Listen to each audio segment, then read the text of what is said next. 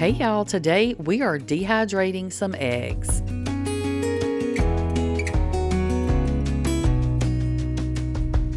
Okay, so obviously we're going to need some eggs, and that's all we're going to need.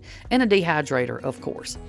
So I am going to do these in batches. I recommend doing that if you're not sure how much your machine is going to hold, because eggs are expensive and we don't want to end up with eggs that, we can't use. I mean, I'm sure you would find a use for them, but, on the offhand chance, I like to do mine in smaller batches, but you do however it works for you.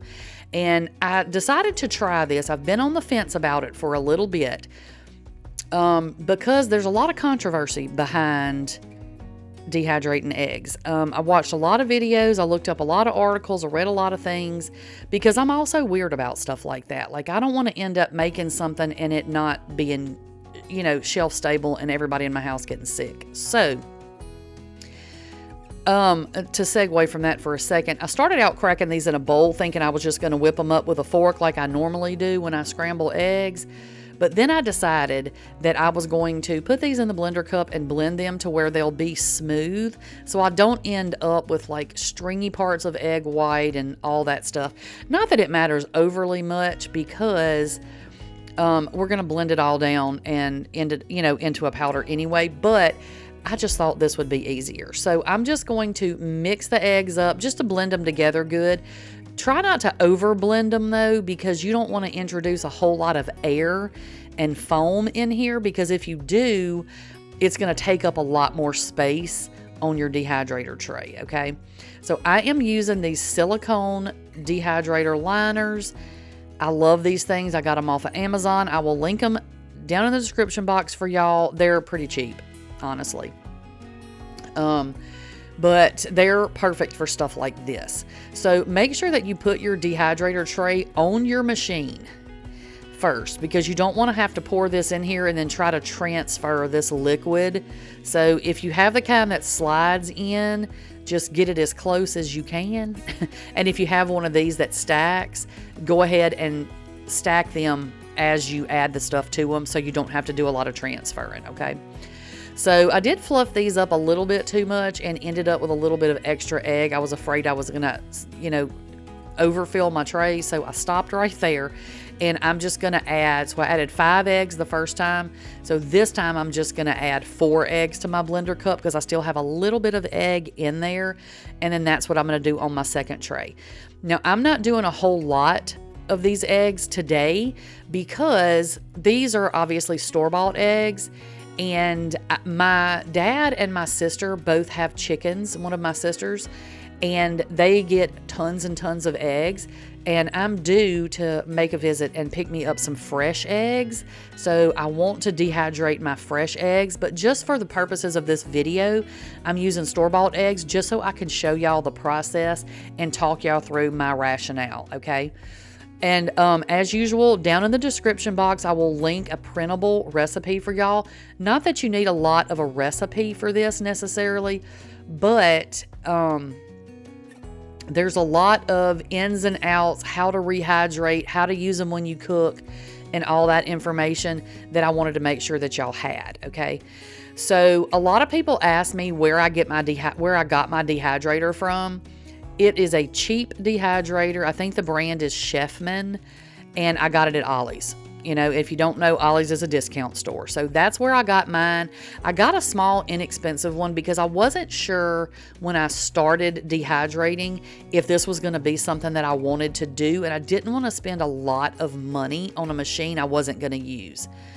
However, now that I see that I'm trying to dehydrate everything in my house, at some point in the future, I will probably get a bigger one, but I'm still going to keep this one because, I can do 2 at once, right? But at some point, I probably will get a bigger one just because I do a lot of dehydrating these days. But if you're kind of new to it, like I was in the beginning, I guess in the beginning, we're all new to it.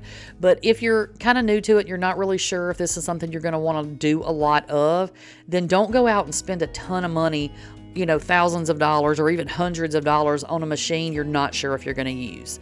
So anyway, for any of those wondering, that is why this is the machine I have. That's the one I have, and all the things. So now we're going to dehydrate these. I did mine at about 125, 130 degrees Fahrenheit. And it took mine roughly about, I think, 18 or 20 hours. Now, you don't want to turn the heat too high on your dehydrator because we don't want to cook these, right? You don't want to cook them. And depending on your dehydrator, how many eggs you have, how many trays you're using, your environment, all those things are factors into how fast this is going to dehydrate. They're going to look, you can see, a little bit oily, but that's just the fat from the egg yolks. But you see, I'm barely touching these and they are crumbling. So that is where we want it to be. These are completely dehydrated, you know, so make sure that they're completely done. If they're at all bendy, soft, anything like that, they're not done. Let them keep going, okay? So now, once I get them nice and dehydrated, I'm going to take them off of my dehydrator trays. And because my trays have the hole in the middle, I can't just pour this into something easily. So I like to put everything onto a piece of parchment paper on a cookie sheet.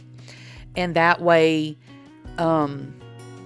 I don't lose anything, and I don't end up with a mess from stuff falling through the hole with me trying to, you know, put it into a container. But I'm not going to dehydrate them like this. I'm not going to store them like this anyway. I am going to powder these, but I need to let these cool down completely before we start to powder them, okay? Because we don't want any extra moisture from the heat introduced into these. We want to make sure these are bone dry before we start to store these anywhere, okay? So onto my parchment lined cookie sheet, you can see how these are just crumbling to pieces. And then I'm just gonna, like I said, I'm gonna let these cool down completely before we move to the next step. Now, if you wanted to store them like this, I guess maybe you could, but they're easier, in my opinion, to measure out to use if you have them in powder form, okay? So now I'm going to go back into my blender cup. Make sure that your blender cup, the lid, everything is completely dry.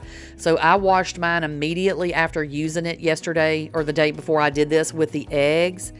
Made sure it was clean and then completely dried before I was ready to use this the following day to powder these. Okay, hopefully that made sense.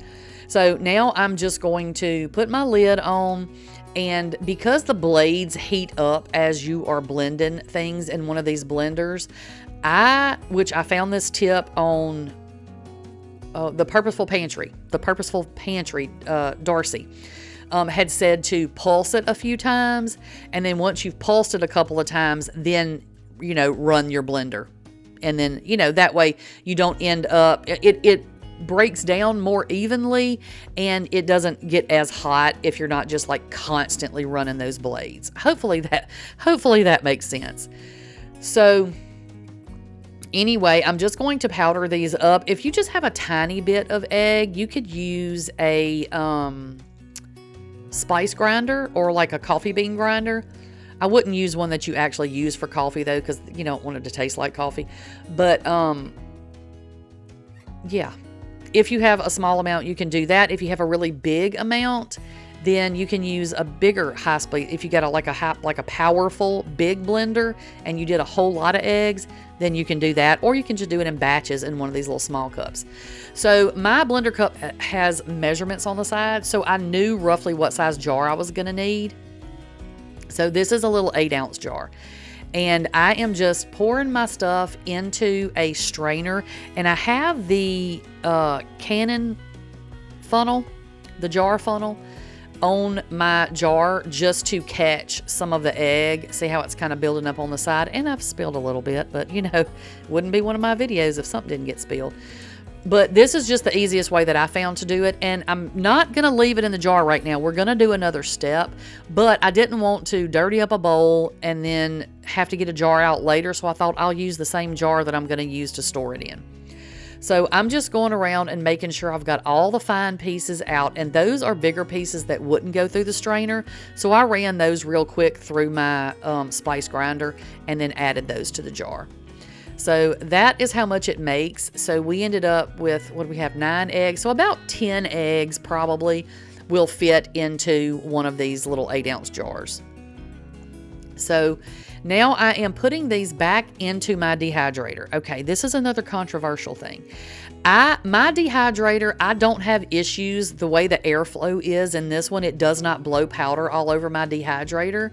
But if you have a different dehydrator, make sure that the airflow is going to allow for you to do this. If it doesn't, then you can probably Google a way to do this in your oven. But I was able to do it in my dehydrator, so that's the way that I'm doing it. And the reason I'm doing this a second time is because I want to make sure before I store these that they are completely dry. So I put these back in for about for 125 degrees at 125 degrees Fahrenheit for about another 3 hours. Again, I wanted to make sure mine was completely dry, and it is. So, but some people don't do this second step. So again, do the research, do what you feel comfortable with. You know, I can't stress that enough. I would never say y'all need to do this just because I'm doing it. Definitely, you know, watch some videos, learn some things, see how you feel about it, and then make the decision on whether you want to do some of these things that are a little bit more, I keep saying controversial. I'm not sure if that's the right word that actually I need to be using. I mean, I do know what the word means, but there's just mixed opinions, mixed emotions around dehydrating stuff like eggs. So do with that information what you will. So now I'm just pouring my powder. Oh, and make sure before you put the powder onto your dehydrator trays that those are also very dry, okay? Because again, we don't want to introduce any extra moisture. Even though we are dehydrating it, you don't want it to get wet underneath and us not realize that it's wet underneath. So now I'm just going to spread this out on my parchment paper, and I'm going to let this cool down completely before we start to store this, or before we get this into the permanent storage container that we're going to put it into. And this is one of the things I don't always show y'all, but people do ask me a lot of times if I vacuum seal some of the stuff I dehydrate. Some of the stuff I do, if it's something I don't use very often, then I will vacuum seal it. But if it's something that I use fairly quickly, I usually don't vacuum seal it. So again, do with that information what you will, but eggs is one of the things I absolutely will vacuum seal. I'm trying to get all the oxygen out of there. You can also add an oxygen absorber into your jar before you vacuum seal it if you feel more comfortable, you know, with that extra step as well. So now we have it back in here. Now I'm putting the lid on just for a second so I can pick it up and show y'all. But I wanted to show y'all, see how it just kind of flops around in my jar. It's not sticking to the sides of my jar. It's pretty free flowing in there. You want to make sure that that is the case, okay? You want to make sure that it's not sticking to the sides of your jar and that we actually got it completely dry, okay? And of course, we're going to make these eggs. I'm going to show you how to rehydrate these eggs. Now, if you're using these in a recipe, you're going to use 1 tablespoon of the powder for each egg that your recipe calls for, and then make sure that you add 1 to 2 tablespoons extra of liquid into that recipe to account, you know, for rehydrating the egg powder. And then but all that is in the description box for y'all, like I said. So I am gonna just make it up like I'm gonna scramble an egg. Now I'm gonna go ahead and wipe the rim of my jar clean. And I'm going to wipe off the lid to my jar to make sure I don't have any powder on those edges, so that when we do seal this in a minute, we get a really good seal on it, okay? So just make sure you don't have any powder in the way. And then some people also use like a little piece of a coffee filter or a little piece of material between the powder and the top of the lid, just to keep your vacuum sealer from sucking up any of that fine powder. But I didn't need to for this one, but if you need to, you certainly can.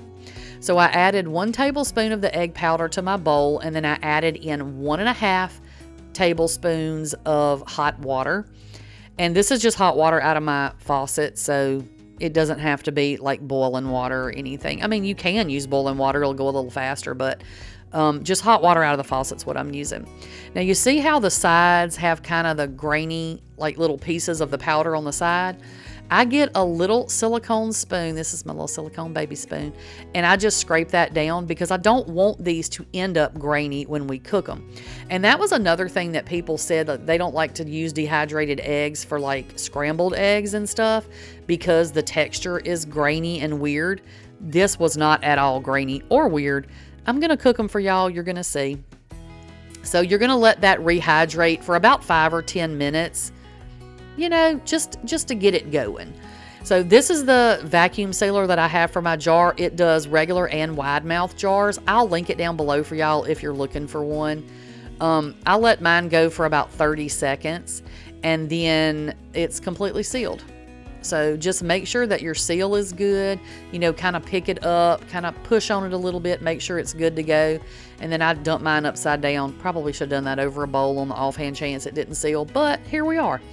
And that's it. Now you can just stick that over on your shelf and you have egg powder anytime you need it for a recipe. So super, super simple. So now we're going to cook up this egg. So it's been sitting, I don't know, 5-10 minutes, something like that. And you can see it's gotten kind of, you know, a lot thicker than it was. And we're just going to scramble this just like you would scramble a regular egg. Now at this point, normally when I cook eggs, I do add a little bit of milk, salt, pepper, cottage cheese, whatever I add to my eggs. But for the purposes of this video, I'm just cooking it straight out of the bowl with nothing added to it. Now, you know, if you add milk and things like that, it makes them fluffier. But again, I didn't do that just, you know, for this video. But you certainly can. That's the point, that you would add that. Once it's rehydrated, then you can add whatever you want to add to it. And then you just put a little butter or cooking oil or whatever you use to cook your scrambled eggs and cook them just like you would regularly scramble an egg. And that is it. Super, super simple. And now you have scrambled eggs. You can do this with omelets or whatever you want to do. But they are super good. They taste exactly like a fresh egg. They are not grainy at all. The texture is not weird at all. They're delicious. I had a lot of pepper to mine, so, you know, add whatever you want to yours. But that is it, the controversial dehydrated egg, y'all. But I hope that some of y'all will try this. If you've done it before, let me know how it worked for you. And that is all I have for y'all today, and I will catch y'all on the next one. Bye, y'all.